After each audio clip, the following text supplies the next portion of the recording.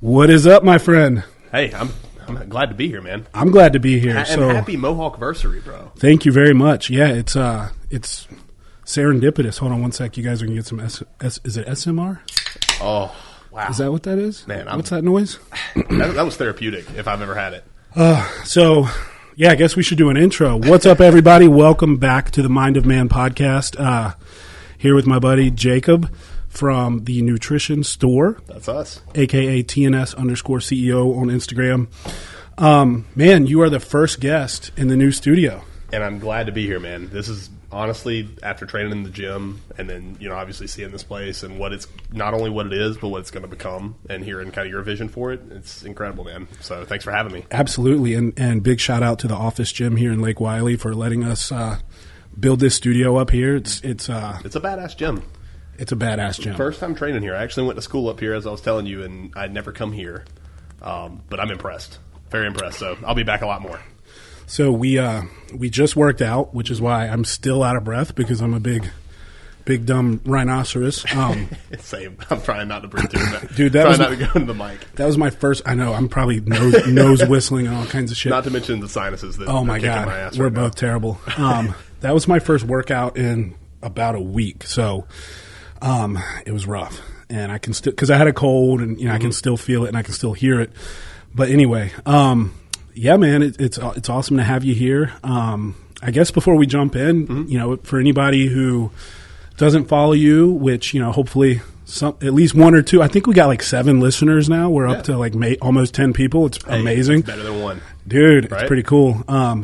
Tell those 7 people who you are. What you're all about. Yeah. So those of you who are listening, watching, my name is Jacob Davis. I own and operate the Nutrition Store LLC in Spartanburg, South Carolina. We've going on 3 years now.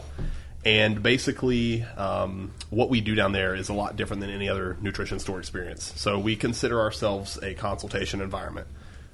Everything in my store, in our store, is it has to have peer-reviewed literature to support each ingredient that's in each product. And also we require like third-party testing.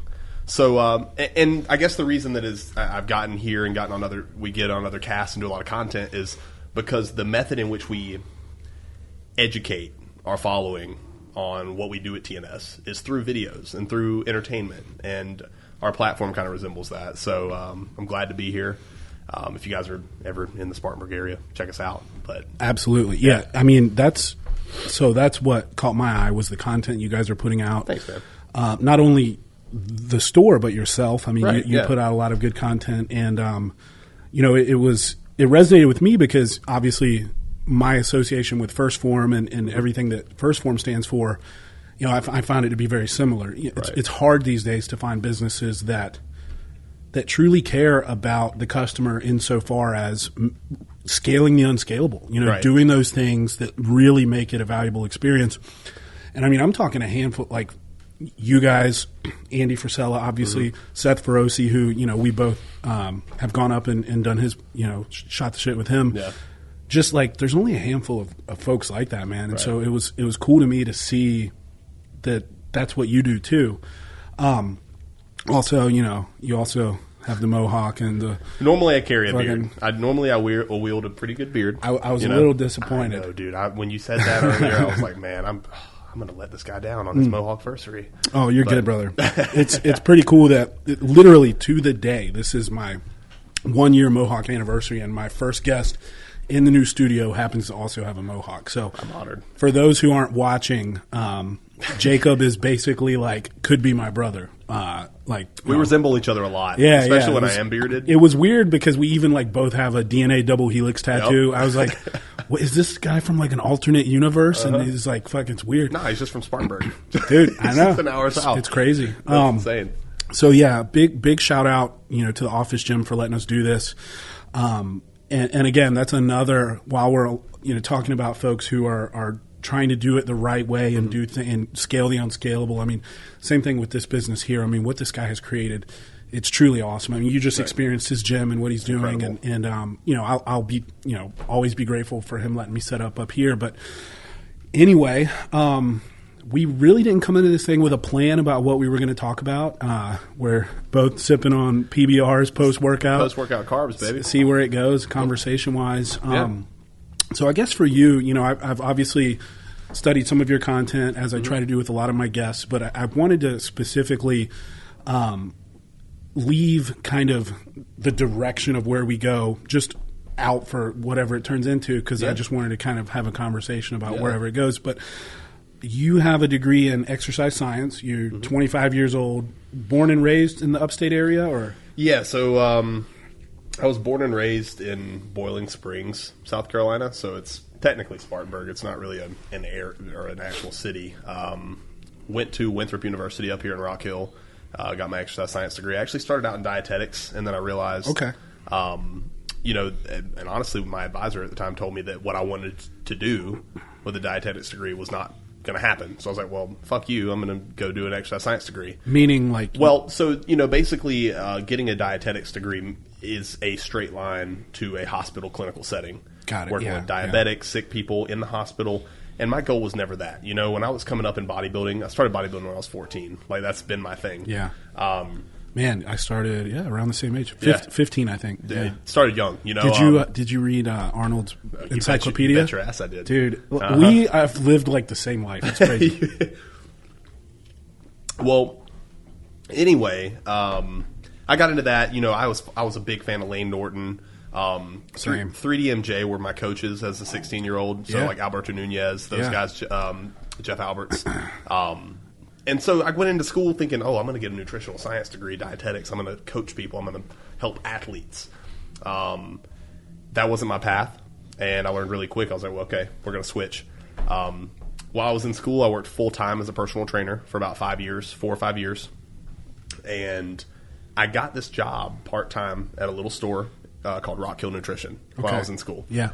And the entire concept of Rock Hill Nutrition was inform, educate, don't push products. We're not here to lump things. Typically there's... Like some nutrition stores out there, we won't name any. Yeah, I always try to... names. Well, I can do it. Right, I can do it. Right. Our goal at TNS is not to be like that. And that's what I learned at Rock Hill Nutrition. Very much community-based, little small store too, And I took that in conjunction with, I guess we're fast-forwarding through my college, took that in conjunction with falling into the MFCEO project, listening to every cast of Andy's. Yep. And I took it to heart. A lot of people just listen, and he called them like performance zombies or something. Success zombies. Success zombies. And a lot of people, I love that term. Yeah, a lot of people just listen to him. And I know people that do that. Well, there's people who think that by listening to content like that, they're progressing. Mm-hmm. Just by way of consuming that content, and they're not actually doing anything. Right. And that's what that success zombie is. It's like, dude, I know so many people like that, just like you. And it's like, bro, eventually you got to put that shit down and fucking go do something. Well, I remember listening to him like in a chain reaction, and it just clicked in my head because there was like some kind of Thursday Thunder or something. This was 4 years ago, dude. I remember. Yeah. Every episode. Yep. And he was, he got on the mic and yelling, he's like, "You motherfuckers, like." Y'all are just listening to my content, getting all rah-rahed up, getting motivated for 10 minutes, and you're not actually doing anything. So at that point, I dropped everything I was doing. I bought this big-ass entrepreneurship book, like on how to start a business, how to file LLCs, and I started studying it. And I was still in school, and, I filed it, all that. Now, at that point, because you're studying entrepreneurship, getting into the nitty-gritty of starting a business, did you know it was going to be a nutrition store? Was that the aim at that point? Well, originally... I didn't at first. And originally I started studying gym ownership, and I was like, I want to open a gym. Yeah. And then I realized really quick, I'm like, man, I know nutrition. I know nutrition already. I know these supplements because I've already been working at the store. Yeah. And I know a lot about supplements, like we formulate now, et cetera.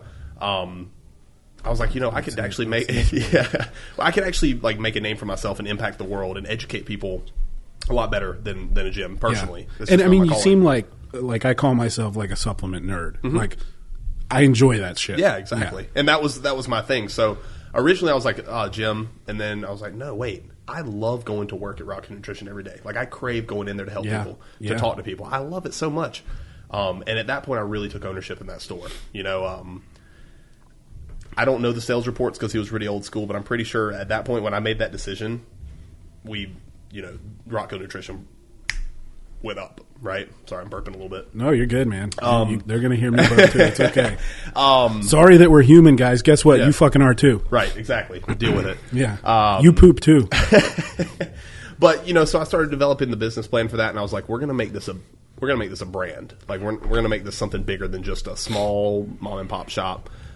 Now, Rock Hill Nutrition, does the individual who owned that store, were they basically like a mentor to you? Did they know the role they played? Huge mentor, and I try to remind them every time I come up here. Okay, good. He was such a fundamental. Shout out to Rock Hill Nutrition. Yeah. Is it still? He's still going. Okay. Steve Wayman's his name. Steve. Look what you did, Steve. Steve's the guy, dude. He's the guy. He won't hear this. He's not on social media. He's very old school. Well, maybe somebody will hear it and say something. I hope they tell him.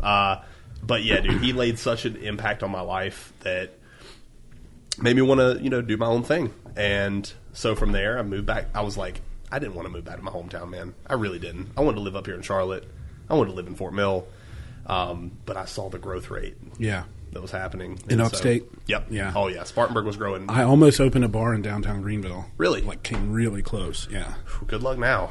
Well, I'm out of that. Yeah, I was going to say, it's insane now down there. I bet. I was lucky to get the spot we got in Greenville. Oh, dude. Yeah, so lucky. So, a little aside there on that whole journey of looking for space, man. Yeah. So, when I owned bars, I think I was paying, because you pay by the square foot per year, right? I was paying like $18 a square foot per year at my Charlotte location. And then, I think the most I was paying was in Rock Hill, of all places, and it was like $22, $24. Right. Nothing crazy. Yeah. But this is what I was going to tell you. I went to Charleston to look at locations, bro. I found a spot I loved. It was perfect. A little on the small side, but I was like, this is perfect. Until I heard the numbers. $77 a square foot per year. Oh, my God. Yeah. Are you serious? Yeah, and they were like, there's no flexibility on that because other people will pay that all day long here. That's insane. Isn't that wild? Oh, my God, no. That's the difference. Yes, it is. Well, the difference even between Spartanburg and Greenville, we pay, I want to say. You don't have to share your numbers if you don't want. I don't care. I'm pretty an open book. $12 a square foot in Spartanburg. It's pretty standard for, Greenville's right at 21. Do you have a lot in CAM, or do you have any CAM? CAM is included in that 12 figure, so it's even less than that. And for those who don't know, CAM is common area maintenance. Yeah, usually that's tacked on to. Can kiss my ass, by the way. Dude. I think that should just be factored in. It's the same as when you find you're like, it's like triple net, they like triple net. Yeah. All of that is all commercial leasing terminology that folks may not be familiar with, but think about if you find a townhouse that's really sweet and you're like, oh, it's $1,700 a month, awesome, whatever, and then you find out the HOA is $500 a month. Yeah, you're like, oh, it's actually $2,200 a month to live here. It's like that's what CAM is in the retail space. It's like, oh, you got to pay an extra fucking this many $1,000 per year. It's like for us to put some plants in some pots. Exactly, it's BS. It's BS. Yeah. It's like you're going to buy a car. Well, it's not BS if you're a commercial real estate owner. I guess you're right. Yeah. Well, then just give me the flat price, dude. Just why separate? Tell me the fucking price. It's like you're going to buy a car and you go to the finance department. And they want to add all these little extra add-ons and gap insurance and all that. And I'm like. Same concept. The docking fee and fucking this and that and the other. Yeah. But anyway. So Rock Hill Nutrition, massive inspiration. You decide this is what I truly want to do. Now, did you have any reservations about starting a brick and mortar retail store in the age of Amazon? Yes. Oh, yeah, man. Talk about that a little bit. That was something that gave me a huge fear. But I also, I don't know who I was listening to or what it was that kind of clicked with me. I was like, people still want that personalized experience. Yeah. You can go to Amazon and read reviews all day, but what's to say that they're not paid for or they're not, biased in one way, shape, or form? Sure. People still crave that environment where they can come in and be educated. Bro, I'm only 33. I'm not that old. Oh, yeah. Right? No, nobody ever said you were. Dude, I'm just, I got to let people know. Young as hell, man. No, but what I was going to say is I will go out of my way to do the not the self-checkout, to use a person. Because I like fucking people. Yeah. I do like fucking people, but fucking a person. Yeah. Yeah, one person. I like people, and I use the word fuck a lot. Yeah. But no, I like people. And I think there's something to that. And I was going to, I was curious your thoughts to, like, movie theaters. Mm-hmm. You think they're going to go away? Or? Oh, man. I think... Because you're a brick-and-mortar retail store owner. Yeah. And here's the thing. I mean, I never got to leave my couch, and I can get everything you sell, right? You can, but you can't get the experience that we provide. So what is that? Yeah, and that experience is, one, community. One thing that we really focus on, and I think this is to anybody who owns a retail environment or any kind of brick and mortar, really establish yourself in the community, hold events, do fundraisers, help somebody out, and build a name for yourself, because that aspect is something you're not going to get from Amazon. Right. I saw a post, Amazon's not going to sponsor your little kid's football team. You're That's so damn true. And so... the perfect example, not to cut you off. No. I live in TKK, South Carolina, and I was telling you last night, there's a huge concert event in my neighborhood sponsored by actually a local brewery. Mm-hmm. Not Anheuser-Busch, a local brewery. One was it, Amor Ortiz? Model A. Okay, I've never been there. Amor Ortiz is fucking awesome, too. I know the guys that started that one. I haven't been there yet, but yeah. Yeah. Great beer. I mean, they make, so does Model A. So Model A is actually in TKK. Nice, okay. They sponsored this concert event, gave back to the community. It was phenomenal. And it's like, same thing. Like, Jeff Bezos isn't sponsoring the local concert event in my neighborhood. Yeah. And the thing is, like, I don't hate Amazon either. No, I still use Amazon, but the way I see it is if you want that bespoke experience, right? That those people that really want to get the best results and get the best education possible about their supplementation, they're probably going to make their way into this kind of environment. Or the person who truly has no idea, right? Like, what the fuck, where to start. Mm-hmm. There's all this information on YouTube. There's all this overwhelming stuff on social media. Right. Let me just go to this damn store and have Jacob talk to me about what I need to do. Exactly. And also, like, that gets into another part of what we do is we do help brands and make products for us and another company. Amazon is so restrictive on the ingredient profiles that they approve. Really? And the dosages of said ingredients. So that's shocking. I feel like Amazon is like they don't give a shit. Really? This would not be approved. Because you use efficacious dosing? We use efficacious dosing, and we also use... It actually works? Isopropyl norepinephrine, which Amazon would see that, and they're like... It's got epinephrine? Yeah, it's synephrine, it's, whatever. It sounds like something that, sounds scary, right? Yeah. So that, in addition to, the community aspect, and then also we are building like a local brand in our area. And really, really quick, for those who are just listening and not watching, he was referring to his own supplements, which are sitting here on the table. Right. Which are, by the way... we call it Enjoy the Ride. Enjoy the Ride. Yep, our first one.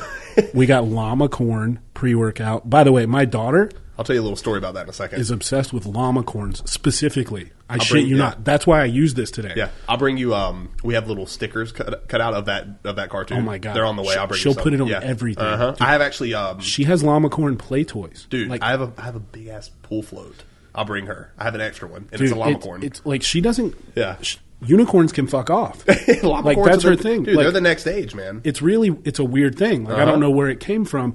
And I didn't even mention it to you because I was just so ready to work out. But like, I saw that and I was like, oh my God. Yeah. Like, it's so funny. Well, I'll tell you, like, not to like harp on the product. You guys can check it out on our, dude, it's your product. Talk about it. Fuck it. Well, so, y'all buy his fucking product. Enjoy the Ride. We wanted to make something fun, and this is a pretty intense pre-workout. I mean, you probably noticed it's a pretty high stem. I am a stimulant junkie, and I was stimulated. Yeah, but here's the thing: it wasn't too much. Right. I had great focus. I had a great pump. It was a great product. Hell yeah, it is a great product. Right. When how many products do you go in that are that high stem that look friendly? They're all aggressive. That's a good point. They scream, rip your mother's face off. It's like turbo, jacked pump, extreme. Demon Hunter 666. Dick in your ass 3000. Yeah. Like, this is llama corn. Yeah. And so I like that. To speak on that flavor, I was drunk on a river when I came up with that flavor. I don't believe it. Drunk on a river? No way. Hey, that's it. Dude, you got to come. We got to float the Catawba. That's what I was doing. All right. Anyway. Actually, no, I was not on Catawba. I was a little bit north of that in a different river. In Same thing, though. But yeah. So if you're on a river on a float, you finish there in Riverwalk, go to Brass Top. That sounds like a dream, dude. So the girl I was dating at the time, up in Western Carolina, we were at Walmart getting floats because we wanted to float down the river up there. Cullowhee? Yeah, good old Cullowhee, North Carolina. Cullowhee, North Carolina. Not much there. Kind of bass backwards, man. You can go out in the streets any day, any time of day, and you'll see people protesting all kinds of stuff. I don't know if you've seen those yet. Oh, dude, the churches up there are like super like alt-right. Oh, okay. So basically just protesting their right to assemble. They can. I don't have a problem with the protest. Obviously, they're just out. Or are they like fire and brimstone? Like, yes. Okay. Like the guy whisperers, on the snake corner. whisperers kind of people. Okay, gotcha. I have another story about that, by the way. Do you want another beer? I'd love another beer. All right, keep talking. Yeah. So anyway, we were up there at Walmart. She bought a float, and I was like, you know what? Screw that. We're going out with a bang. There was a big ass 6-foot llama corn. Oh my god! And I was like, you know what? That's it. So riding down the river, I'm like 7 or 8 White Claws deep because there ain't no laws when you're drinking claws, baby. We got those here too. And the idea came to me. I'm like, we need to call it pink llama corn, and we're gonna make it raspberry flavored. Dude, I love it. Thanks, man. Love it. Yeah. I literally the only reason I used that was because of the branding. I'm glad. See, and that's. I didn't even look at the other two. I can't wait to show you the second store, man, because we're taking every cartoon that we've ever made. So all these, that's me, that's Austin, that's Isaac. Now, is there someone who does all your artwork? Yeah, his name's Javier, and he lives down in Chile. Really? We've never met, but we talk all the time. He's talented. I like his stuff. I've met him on Fiverr. Since then, we've kind of formulated a relationship over email and Instagram DMs. Okay. He's super fluent in English, so there's never any communication issues. That dude is killer, dude. That's awesome. Yeah. But I can't wait to show you the second location because we're going to take canvases of every single design we've ever done, like the Only Gains thing I gave you. Yes, the cluck around to find out. We're going to have those up on an accent wall. I love it. It's going to be incredible. So now, you are very much into the social media. Right. You're putting out tons of video content. I mean, you're doing the thing. Like, what inspired that? Was it mainly Andy, or like where does that come from? And when I say Andy, I mean Andy Frisella, MF CEO. But he was a huge inspiration to me. But I don't think the content thing. I've always been a showman, a performer. Sure. I love to create something that tells a story. Even as a kid, my parents always bring up. They're like, "Yeah, Jacob, you were you were supposed to be doing something like this." Because at 4 or 5 years old, actually a little bit older than that, I would take the webcam from our parents' ancient computer. And I would run a wire outside of the house and shoot videos of our backyard, like me doing acting and stuff. That's awesome. Like I used to make videos when I was such a little kid, man. And it hit me when I signed the lease on the store. First time, opened the doors. I got out my phone like I was telling you earlier, and I just started talking to it. And I said, "Wait, this is how we bring a new experience to supplement store people. You're going to be entertained, educated, and it's going to bring a different kind of vibe." You've really kind of created a cast of characters. Oh, of course, that people are familiar with. And I love that with brands. So like Black Rifle Coffee. Oh yeah, all the brands that I really enjoy.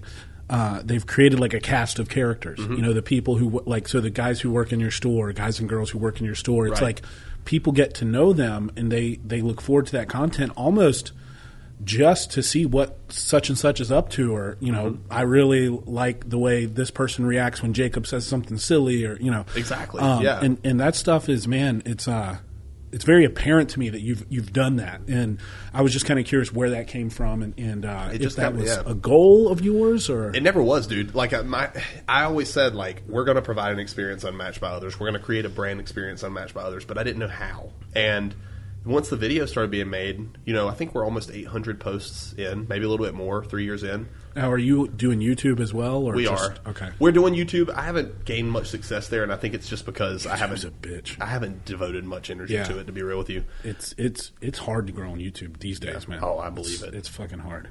Yeah, and but out of 800 posts, we've never made one single photo post.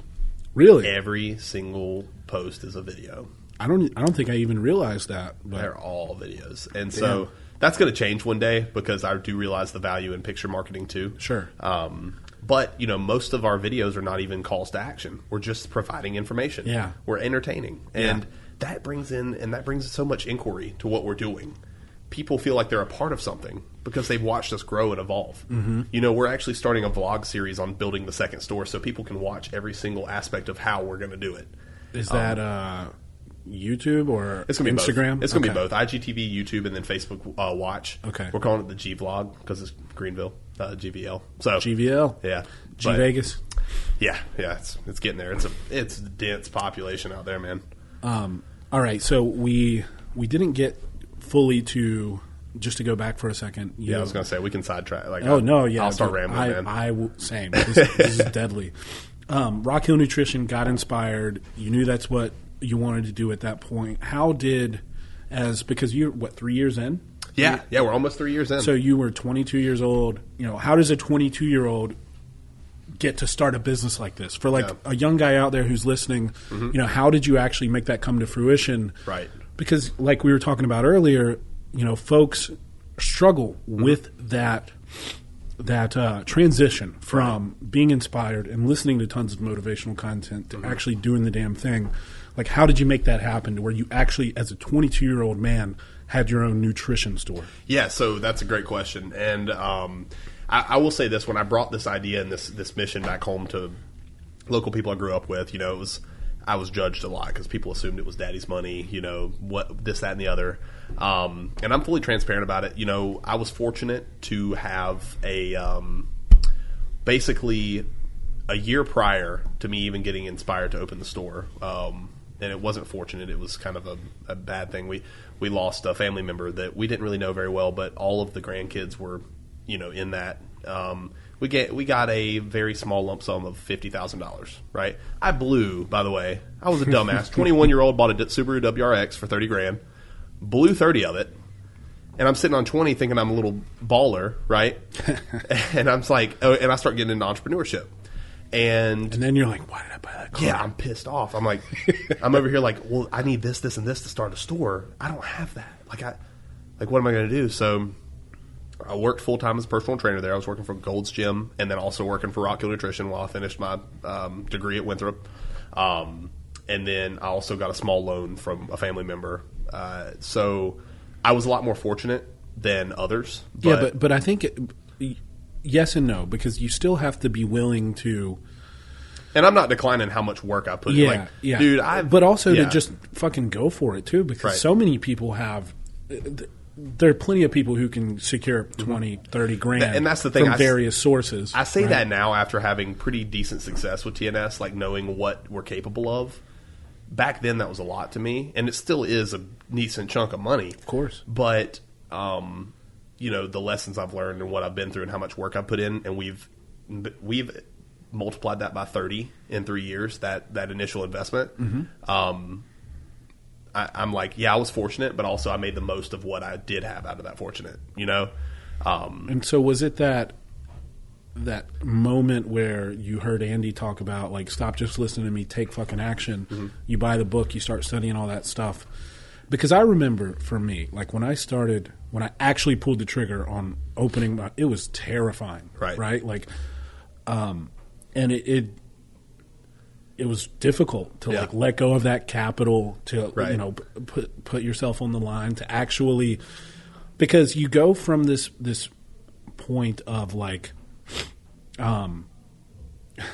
what's the best way to put it? Like your ego is preserved.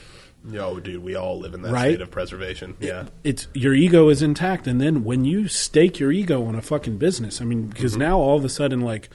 It's either you fucking, it's fight or flight, right? Mm-hmm. Like you're going to win or lose, and you're putting it all out there. Was that difficult for you? I mean, because I just think back to when because it's not like you started some like online drop shipping fucking Amazon thing. Like you opened a storefront. Mm-hmm. What were the early days like, and all that good stuff? So I'll say this one thing. Like Andy saying that it wasn't what started it. I think. What really made me feel more confident a few things, and I'm allowed to be 100% transparent Yeah, that's what we want. I had just finished up my first big cycle of gear at the time, so of course when you're hopped up on testosterone, I was going to say gear is steroids, by the way. Yeah. So you're a lot more confident in everything. So I said, fuck it. I'm like, I'm gonna do this. I'm the man. Mm-hmm. You know, like that mindset. You get humbled really quick when you go in like that, though. Yeah. But Andy's saying the work has to become before the faith. Mm-hmm. You know, the work has to become before the belief in what you're doing. So I just kind of convinced myself that when we got the Nutrition Store LLC filed and figured out and found a location, I was like, I've just got to keep hitting the ground running. I've got to keep doing the things daily. I kind of blocked out people that were saying things. People didn't believe me. I told my friends that what I was doing. They're like, oh, yeah, okay. Like, oh, cool.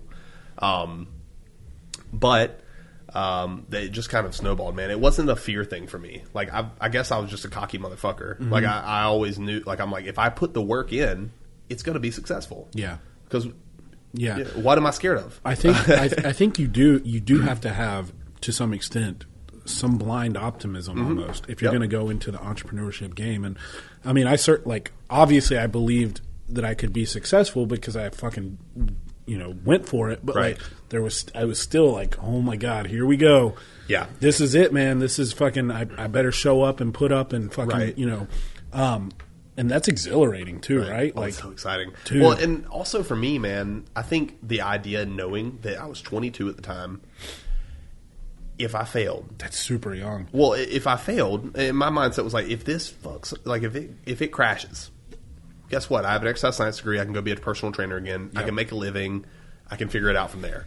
But this is my like shot because this is what I want to do with my life. And that's important for people that age. Like, just go for it, man. Yeah. Just because what you're gonna, like he said, especially if like you don't have kids or any of that, like. Dude, you got nothing to lose. Even if you have to file bankruptcy, who the fuck cares? File bankruptcy and start building again. Like, you're 22 years old. You have so many opportunities to fall on your face this young. Even at 25. Yeah, like still, even at 33. 33. Yeah, I was going to say. I've started, grown, and sold a business, and I still feel young as fuck. And, like, this whole podcast and everything, like, it's all, like, I feel like I'm just starting. Yeah. You know? Like, there's just so, like... There's so many years in a life, and you can do so much. And it drives me crazy when I see people who just talk about what they're going to do and talk about what they're going to do, and they won't just fucking do it. Yep. Because, man, like, it stops so many people from achieving what, and then they wake up one day fucking miserable, 68 years old. And one thing I've noticed that those kind of people, they don't realize what they're doing, but they're separating themselves from the people that do. Yeah, and like they are put like good point. Yeah, because I hear people every day tell me, "Oh, I'm going to do this. This is my plan." Well, at first, I'm always going to be optimistic and support you.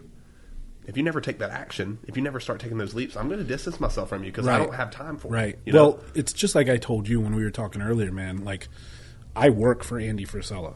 You know, I work for First Form, and when I was starting this podcast, a couple of my buddies were like, oh, since you work for Andy, you should ask him to be your first guest. And I was like, hell no. Yeah. Hell fucking no. And for the very reason you just pointed out, it's like you can talk all day about what you're going to do, but until you start showing me that you're actually going to put up and create something and take action, so what? People talk all day. Exactly. Like, I'm not going to ask that man to be the guest on a podcast that has 0 episodes. Right. Like, and that's so important because you just gotta. People have ideas. Everybody has fucking ideas. Like, and again, I'm really thinking about like the young man, the 22-year-old, 25-year-old, whatever. We're still only 25, which is fucking crazy.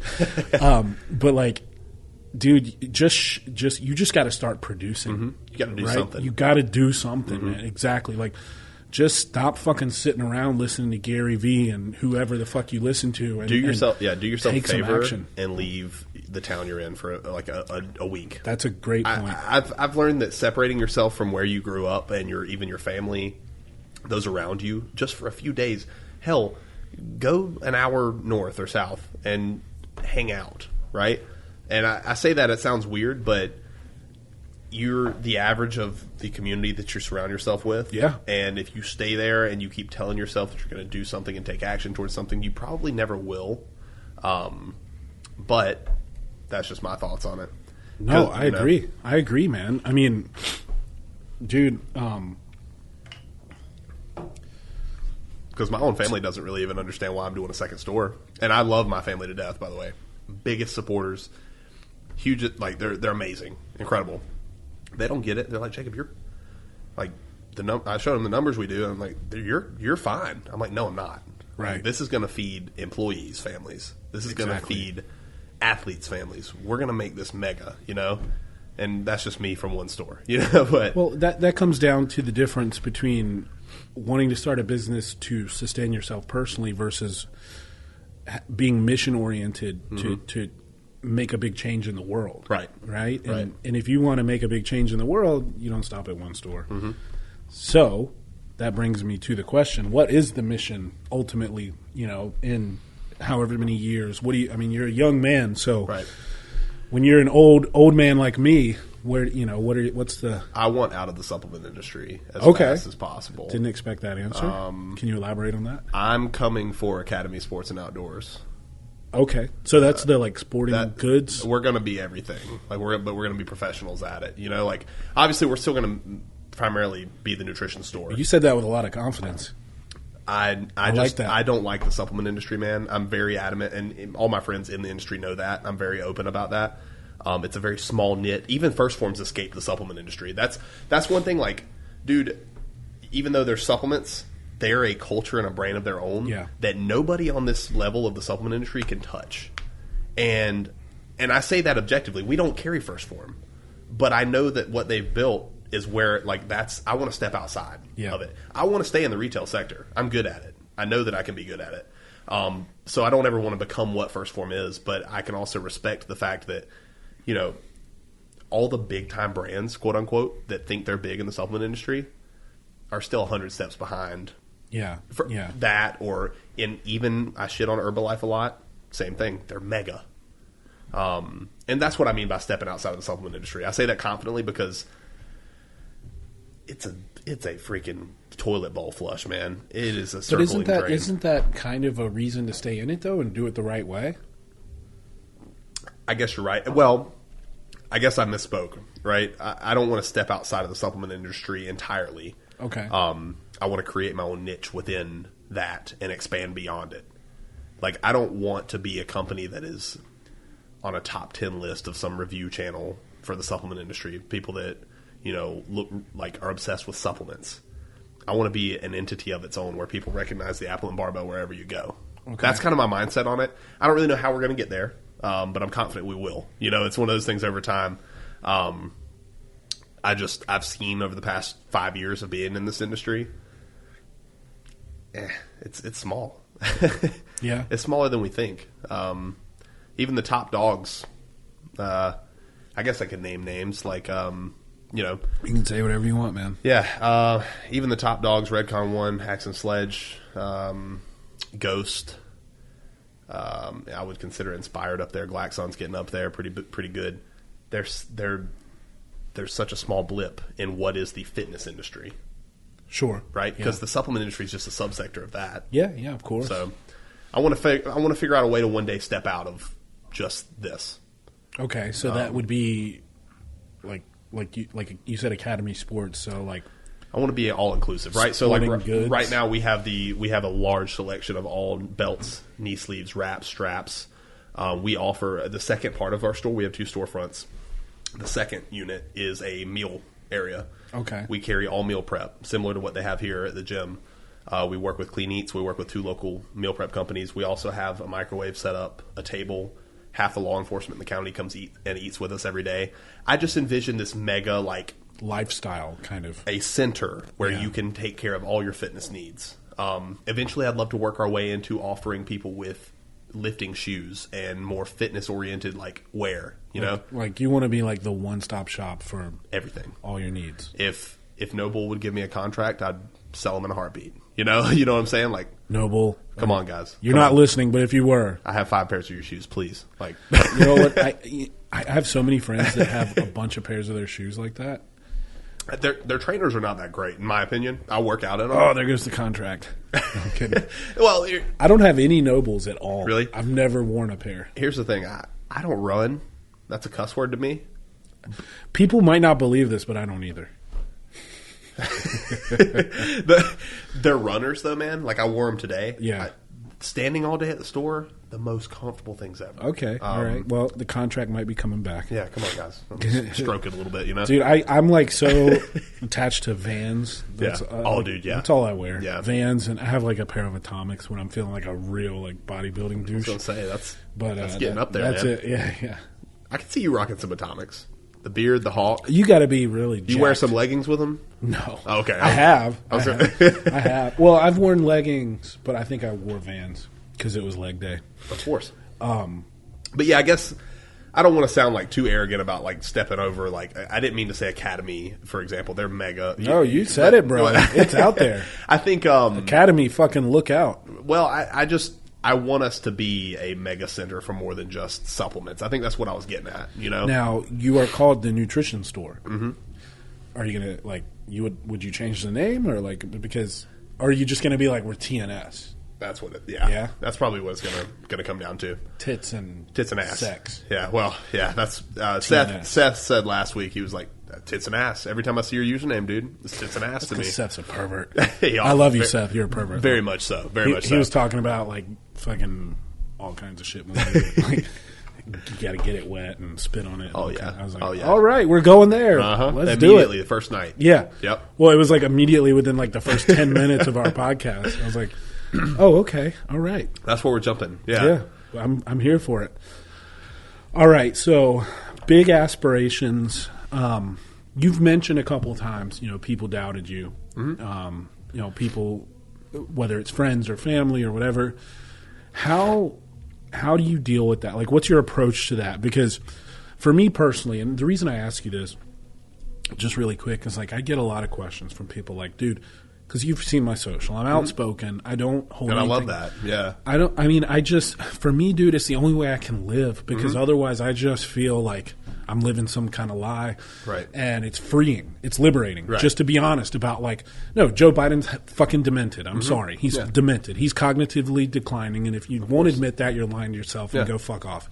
Well, they're going to enact. I mean, we all knew what's coming for that. Yeah. And I don't want to make this political, but I'm just saying like I have no problem. And I put it in my Instagram bio. It's like I will say the thing that you're thinking because I will, because it's just for me it's the least stressful way to live. Now that goes back to same thing when I was starting my bars and everything else. People doubted the fuck out of me, told me, why are you doing this? Like, Dave, you're a smart dude with a biochem degree. Why do you want to have a bar? Like, and I have my own ways of dealing with doubters and haters or whatever you want to fucking call it.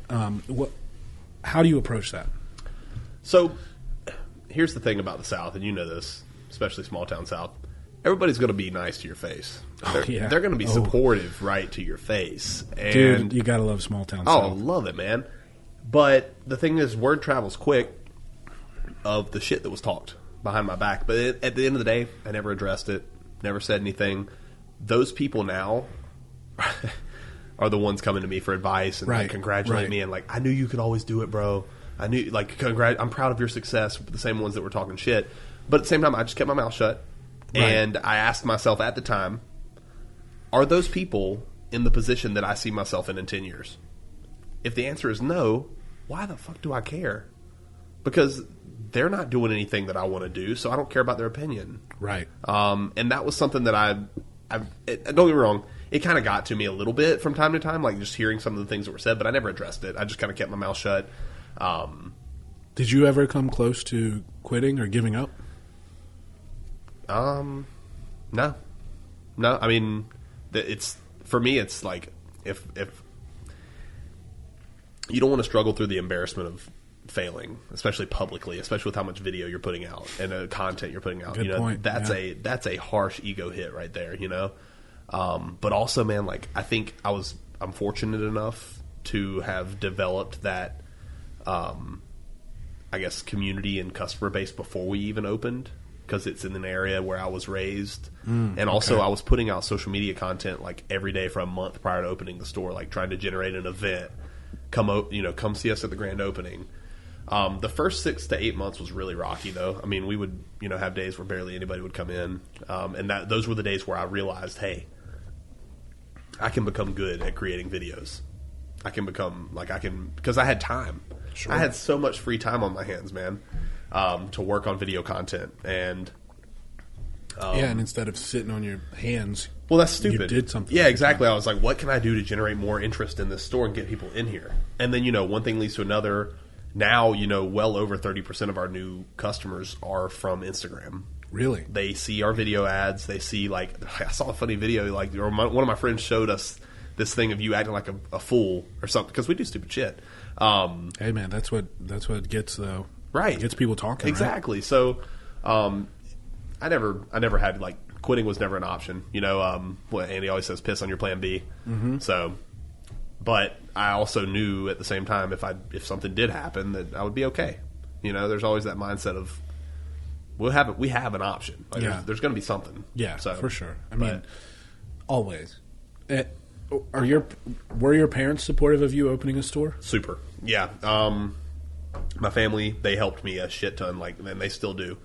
Dad, I remember him helping me put up our walls. We have makeshift walls in the back to kind of block off a little office space for me. Gotcha. Which we don't use anymore because we have 2 storefronts beside each other.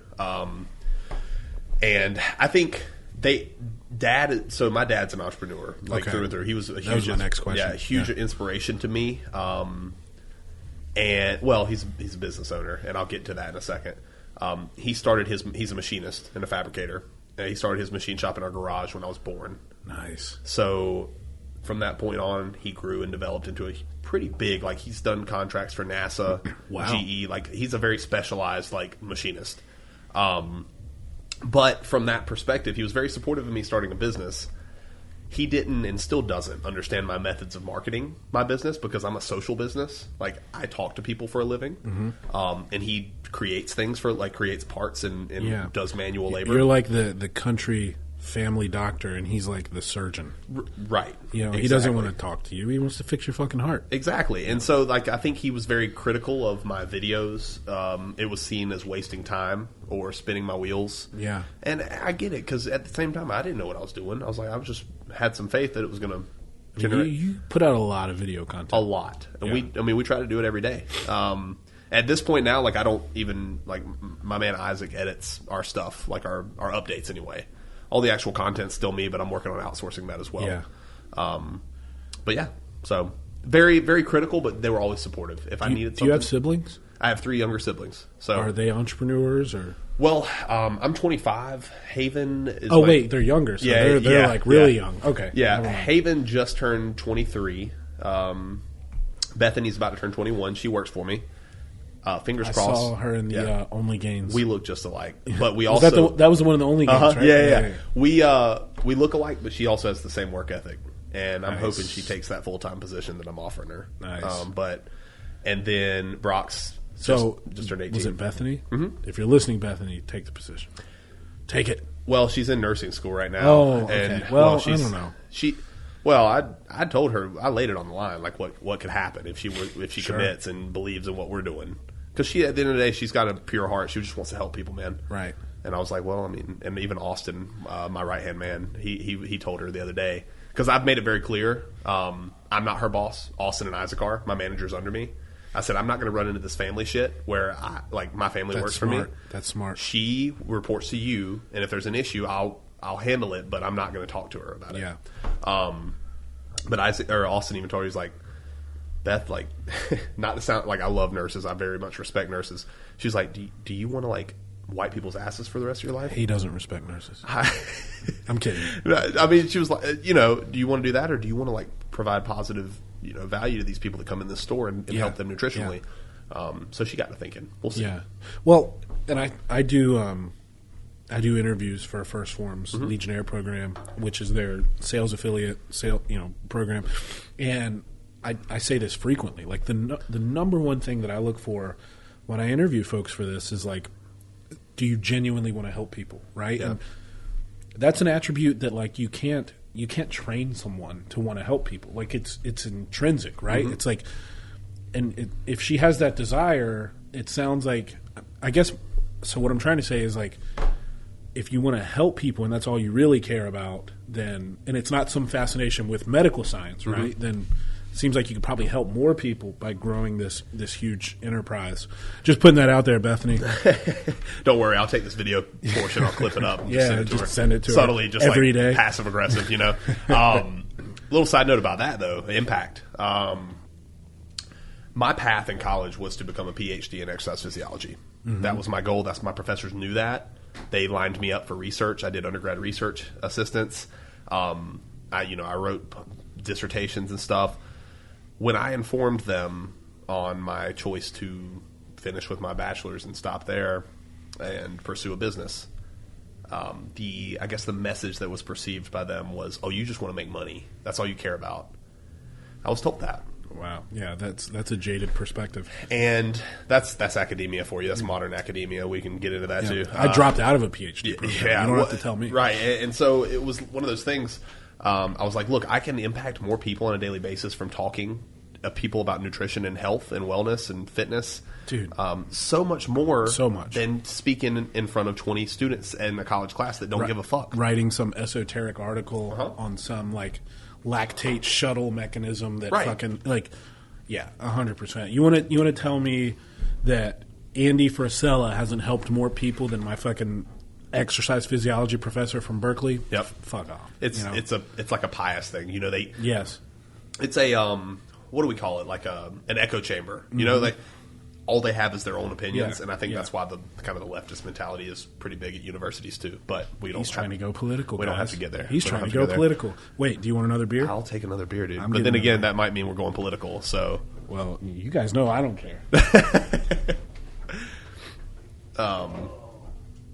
This beverage fridge was the best investment I made in the whole studio. Honestly, I'm impressed. I saw it the other day, and honestly, I saw you post it on your story. Yeah, and I was like, those fucking PBRs are mine. Dude. I was like, I'm going to come in and get some PBRs, man. I was like, and it's funny, before I did anything in this studio, I was like, I need a glass front beverage fridge. Like, I pictured it. I was like, it's going to have PBRs, it's going to have energy drinks, and a little bit of water. Yeah, and some White Claws for the, you know. Hey, ain't no laws, dude. That's right. But I get a lot of shit for drinking White Claws during the summer. Oh, I don't give a fuck. See, my friend Logan Bailey, he actually lives up here in Fort Mill. He worked for big supplement companies as well. He always called it sports beer.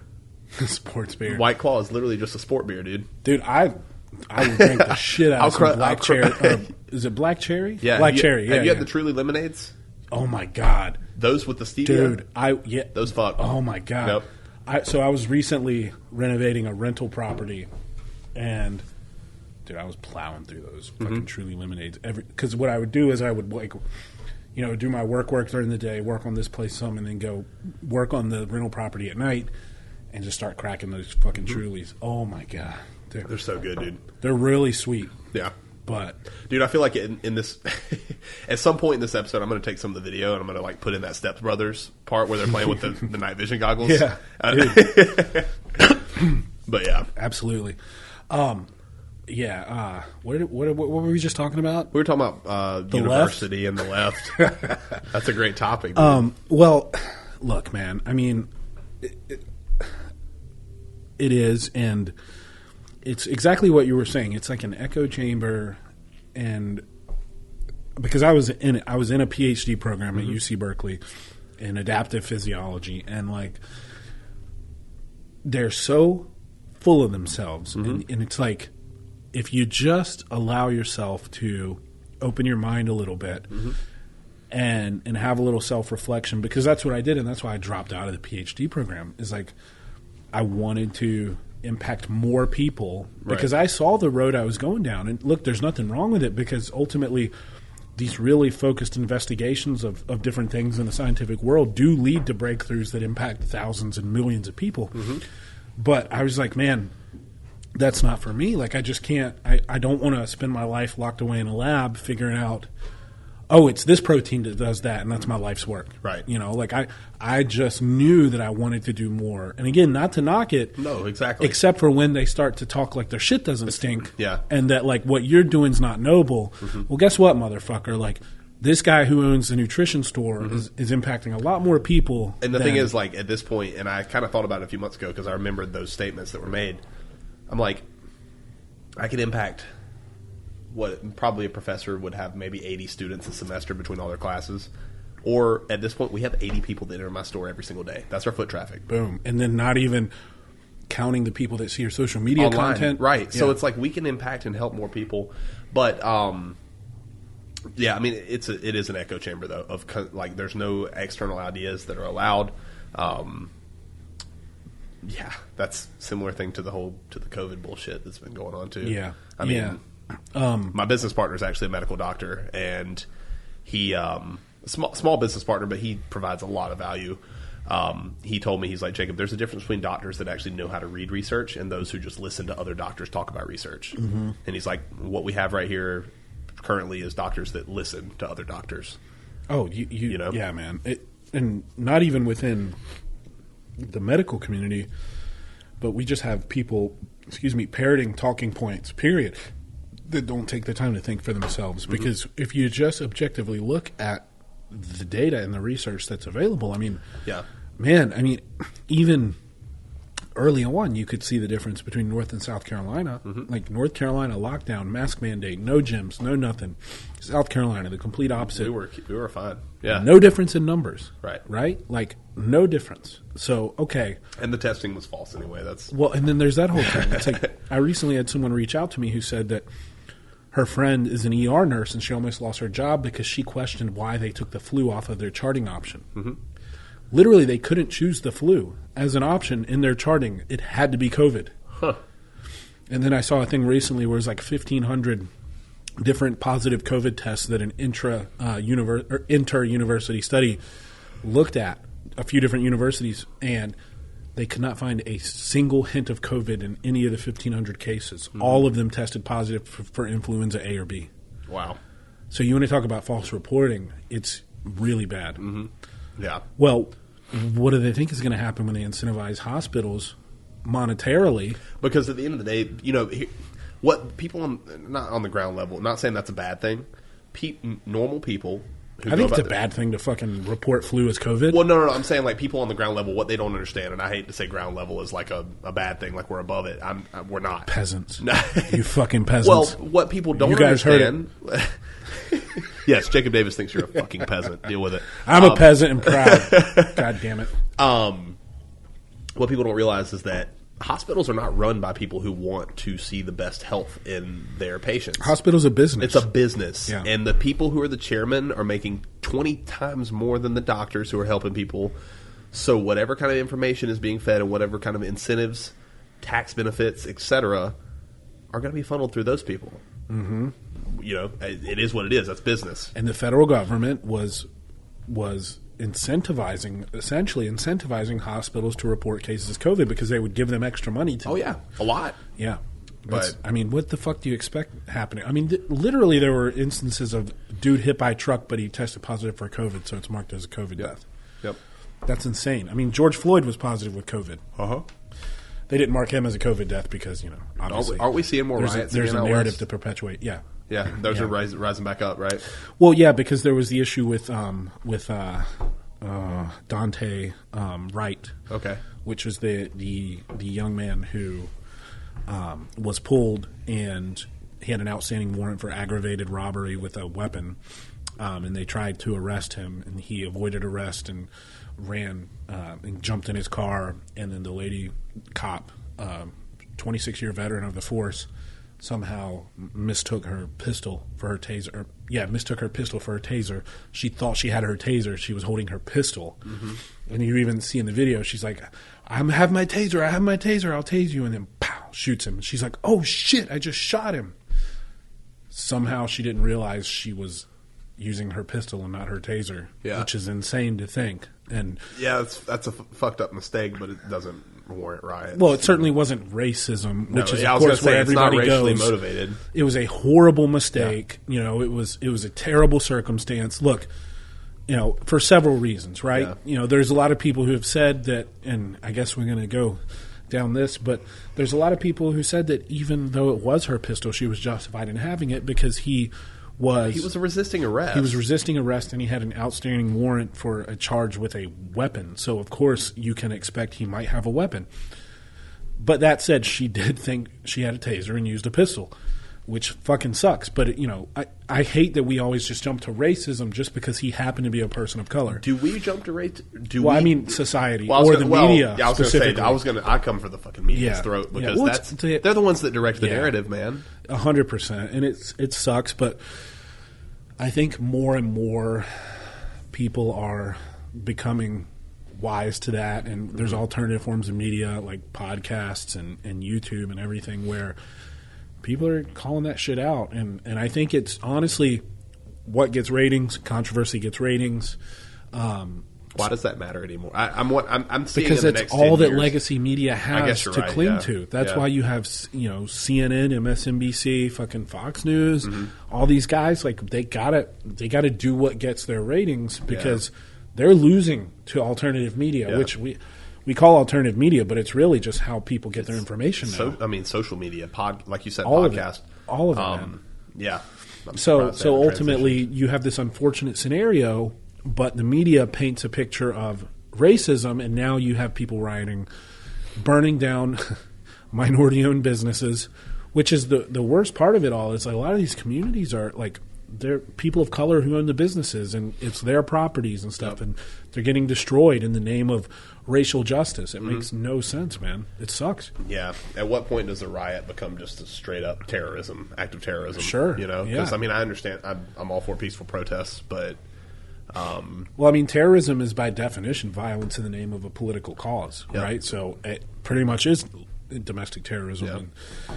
And, it sucks that's how things are going down, and you know you have the Derek Chauvin trial going on right now, which you know they're basically finding that, I mean, he might not get charged, right? And there's going to be riots if that happens. Yeah. And it's just, it sucks, man, because these are unfortunate situations, but they're not because of, at least in my opinion, based off of, you look at FBI crime, you know, statistics and all the data, it's not systemic racism, right? Because you have this unfortunate scenario where there are more white people killed by police, but the media just doesn't show it. right. If you dig into the crime stats, you can see that.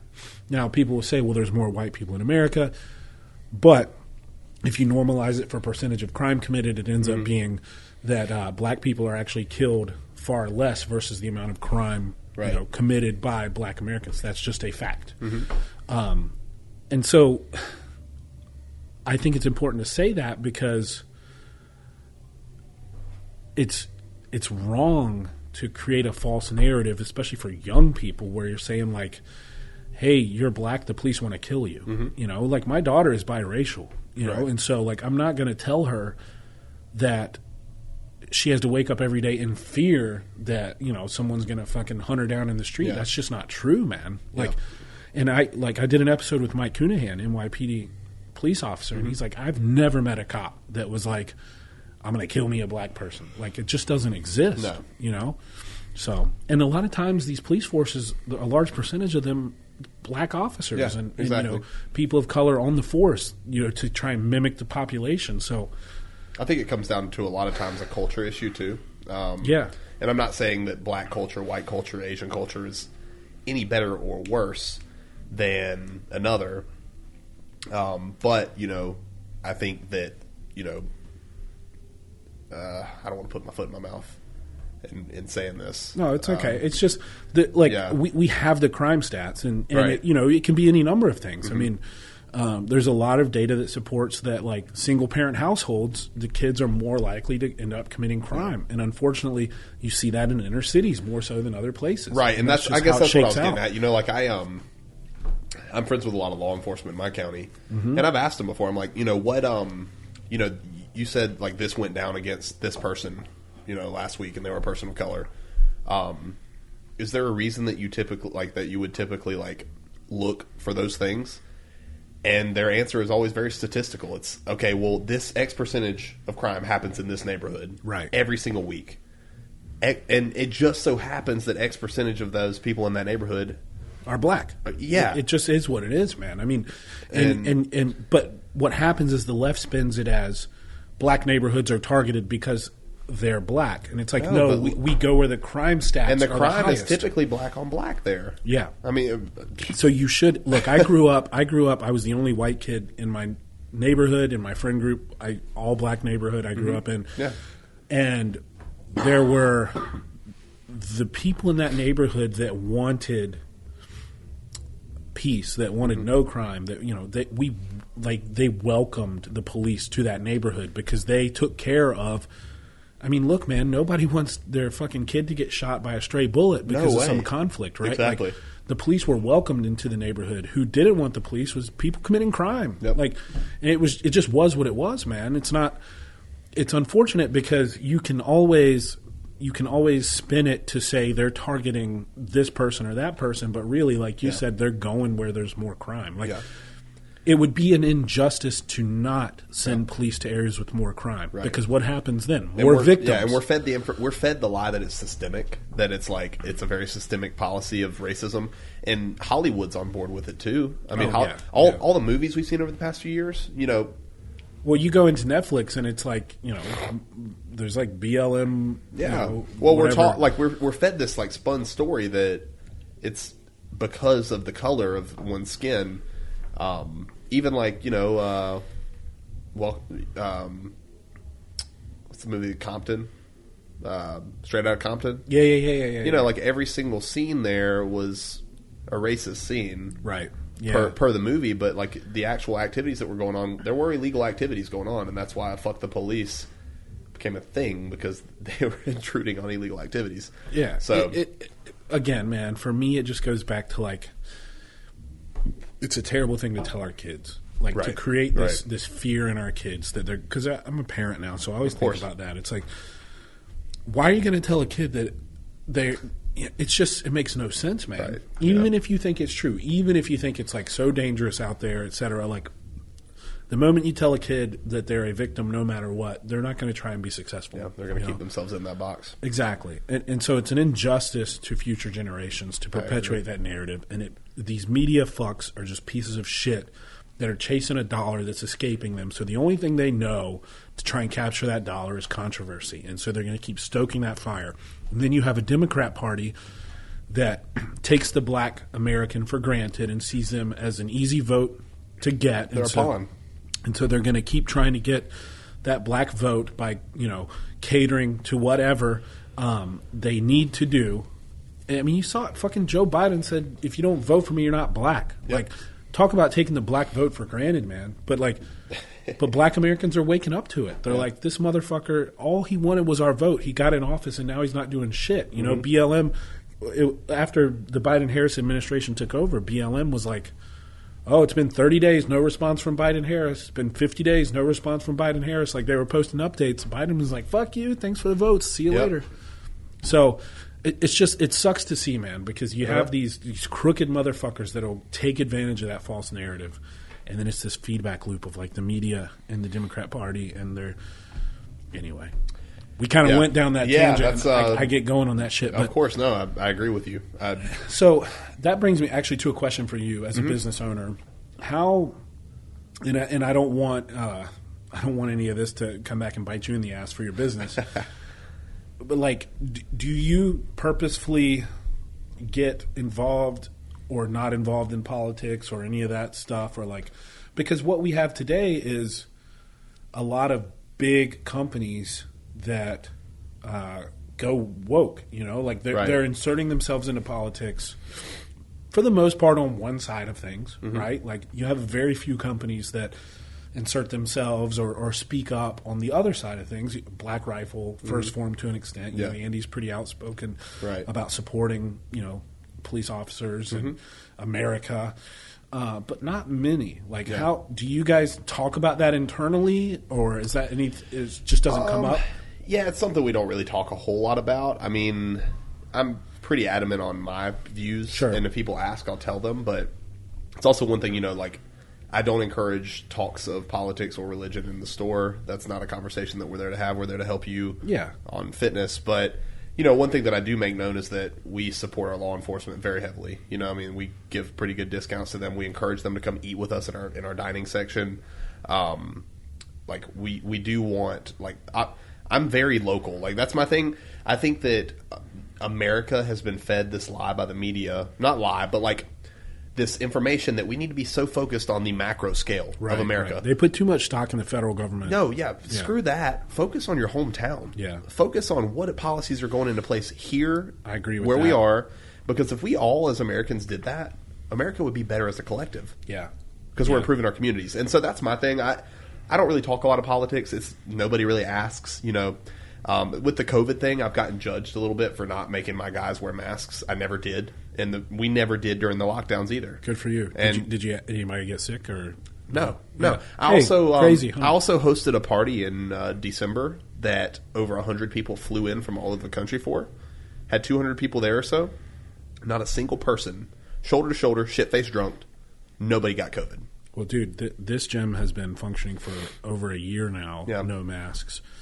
Nobody's reported a case. Yep. Obviously, people could get sick and not report it, but I've heard of nothing at all. I've gotten judged from people, and that kind of that delves into the politics. I hate to say it, but it's like we talked about my story. I got thrust into it by no choice of my own. I was kind of my back was against the wall. You know? And I think that you're taking the right approach. I mean, unfortunately, these days businesses feel like they have to be like a warrior for social justice or whatever. No, and it's like Coca-Cola, man. You make soda, just fucking make your soda and shut the fuck up. Yeah, you're not. You don't have to be some fucking warrior for a group of people that doesn't want you to be a warrior for them. I enjoyed learning how to be more white or less white. Yeah. God, like how demeaning is that? Like that how to be less of how you were born intrinsically. Like it's ridiculous, man. Yep. It's unfortunate that we're teaching these fucking despicable ideas to kids. And I mean, you want to talk systemic. That's pretty systemic. That's systemic. When you're creating programs that are educating people on the wrongdoings of a certain particular But did you see the shit with the Smithsonian? No. So they put a thing out saying like, here are classical white characteristics, whatever, and they were like personal responsibility, financial responsibility, like goal setting shit. It's like, wait. Do you guys realize how fucking racist you are right now? You're saying that these positive attributes that are just characteristic of responsible humans are white things, quote unquote. I mean, if you want you're to call the fucking racist. I was going to say, if you want to call it that, like, call it Caucasian culture. Like, I'm all about talking about culture and different like attributes of that culture, but like, man, I know just as much white trash. Oh my god! I mean, I know more white trash than I know. I grew up in white trash, and so it's like that. Like, I guess that's probably why I have the perspective I have. Is like. I knew a lot of poor-ass, shitty white people. And then when I hear things like white privilege, I'm like, man, somebody should tell all those fucking white trash, poor trailer park motherfuckers that I know that they're privileged because damn if they're not like missing all their teeth and not educated and living in poverty. And I hate to say this, but I'm okay with saying this as a white man myself. I judge those people, and I'm way more critical of their interaction with my business than any colored person. Always. I can tell, and I hate to say that. I guess it's racist against my own kind, but her own, skin color. But because statistically, and where I'm from, they're going to be the ones that end up stealing something. I hate to say it. Yeah, it's just it's a fact. So, in other words, you mean you almost profile them more? I can't stand. And I hate to say that because we try not to profile anybody. Sure. But if a guy comes in, if you come in with a white beater with 4 missing teeth that are you're yellow, and you're talking aggressive. Sure. And I think that people don't almost like don't see that enough. Like Yeah. they don't realize that exists a lot. Oh, it's like, so prominent. You know, that's why there's more white people killed by cops. Like, there's a lot of trashy, white, poor-ass people. Like, dude, just go to West Virginia or go to Yeah. Eastern North Carolina where I grew up, or, you know, a lot of rural South Carolina. Oh, or yeah. like, you know, fuck, man. It's like there's lots of white people living in poverty. Mm-hmm. And unfortunately, what happens is, you know, and I've gotten in arguments with, like, privileged white people I went to college with who grew up upper middle class, and they just assume that that's how every white person grows up in America. No. It's like, guess what? I didn't grow up like that. I watched my mom trade her food stamps for 50 cents on the dollar so she could buy drugs. Mm-hmm. That's how I grew up. Yeah. You know, like, you grew up with two parents that fucking made good money and you lived in a nice suburb and all this, but don't think that every other fucking white person grows up that way, you know? Yeah. And then, by the way, I grew up that way, and then I got to, you know, where I was applying for college, and there was a lot of shit I wasn't eligible for because I was white. Yep. You know, so, like, Oh, yeah. you know, it sucks, but it's like, I hate that we even, like, play that game of fucking, you know, it's just like, we're all just people, man. Like, Exactly. fuck, like, it drives me crazy. But you almost have to have the conversation these days because it gets forced on you, you Right. know? It's like, it's frustrating. And I like that, to bring it back to fucking you and your business. Like, I like, I know we keep trailing off. My yeah, bad. but it's okay. I mean, shit, dude. Like, that's what we're here for. Right. I like that you focus on local, because I think if anything, this whole fucking COVID thing taught people the value of their local government, you know, or at least their state government, because they realize, oh, my governor's a shithead. Like, that state over there, they don't have to wear masks, and they're living their lives, and they're loving it. And over here, I'm locked down, and I got to wear a mask. And, like, oh, my state government matters, you know? So, and then town by town, like, you see the differences. And so I think that we're going to see more people concerned with local and state government. Right. You know? And I would hope so. Yeah. You know, as it should be. Yeah, yeah. But Well, shit, man. Is there anything else you want to touch on? we've just been rambling. I've Yeah. enjoyed it. I Seriously. love it, man. I mean, I Yeah. think that you know, just kind of taking the conversation wherever you want it to go can Yeah. be beneficial sometimes. And those of you guys that are listening, still apologies for taking it political, but that's kind of you should expect whatever. Not sorry, Yeah. not sorry. Yeah. Look, it is what it is. It's the state of things today. Yeah. And I could have spent an hour talking about ROI investment and you guys cash would be flow and asleep all this right shit, now. and you wouldn't care. Yeah. Which I love talking about that kind of stuff. But no, yeah, I've enjoyed it, man. It's been a great time. So I ask everybody this question before I wrap. Okay. If you could give one piece of advice to young men today, or even go back in time to I won't even say the young you, the younger you, because you're fucking 25.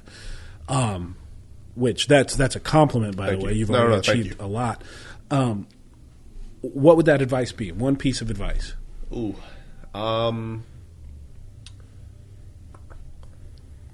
Nobody cares, right? And I don't say that in a bad way. People are selfish. We're selfish innately, right? At the end of the day, our goal is like whatever we're focused on in this dome. The piece of advice I would give to a lot of young men who are very critical of themselves and their endeavors and whatever they're doing, whether it's working for a company and trying to move up or starting your own thing or whatever, do not worry about what Joe Blow thinks of you or what, Sally Mae thinks of you over here.